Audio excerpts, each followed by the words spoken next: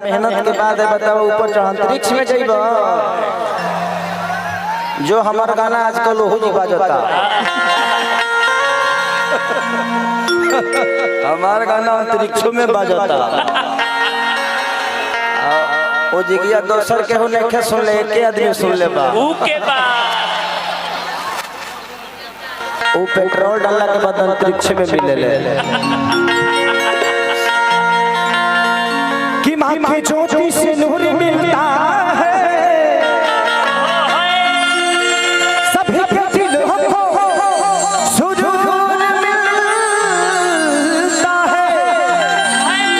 प्रयास करन की तरह लोग के प्यार और आशीर्वाद देंगे हम कमाई और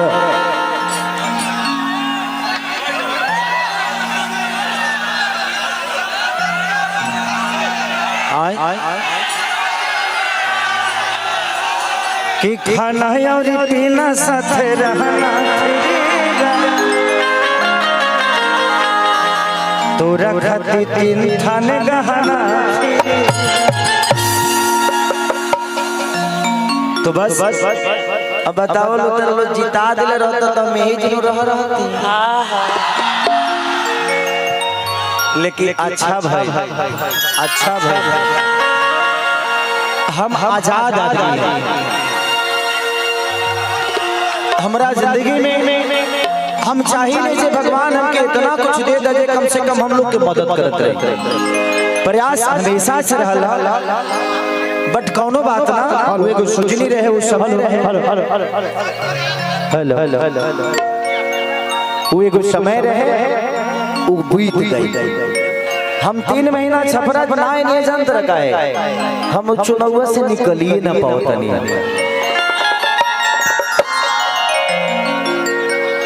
यही से 3 महीना 4 महीना एकदम खाली अपना काम में लाग रहे कि ना गाना बजाना शूटिंग ये करब, ताकि वो है वो घर से थोड़ा दूर हो जाए।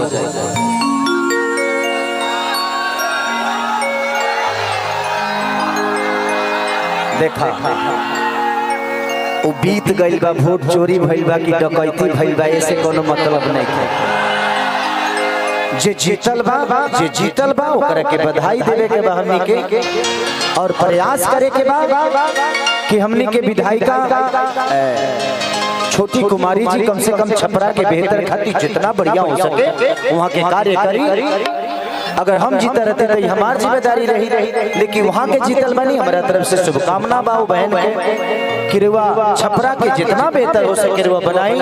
हमने से जहाँ भी सपोर्ट आज भी रुआ चाहे खेसरिया के जहाँ जरूरत पड़ी अपना छपरा के विकास खातिर खेसरिया हमेशा खड़ा रहे। छपरा के बेहतर बनावे खातिर हमके विधायक बनना की जरूरत नहीं, हम स्टार बन के भी रउआ सबके मदद कर सकता नहीं और अपना छपरा के बेहतर बना सकता है। लेकिन आप सबके दिल में हमारा प्रति हमेशा से सम्मान और एगो दुलार अपना भाई खातिर अपना बेटा खातिर बा, वो प्यार के हमेशा कोशिश करे ले जे हमर वह सबके दिल में हमेशा बसा रही और वह सब खातिर बेहतर सोचत रही बिना।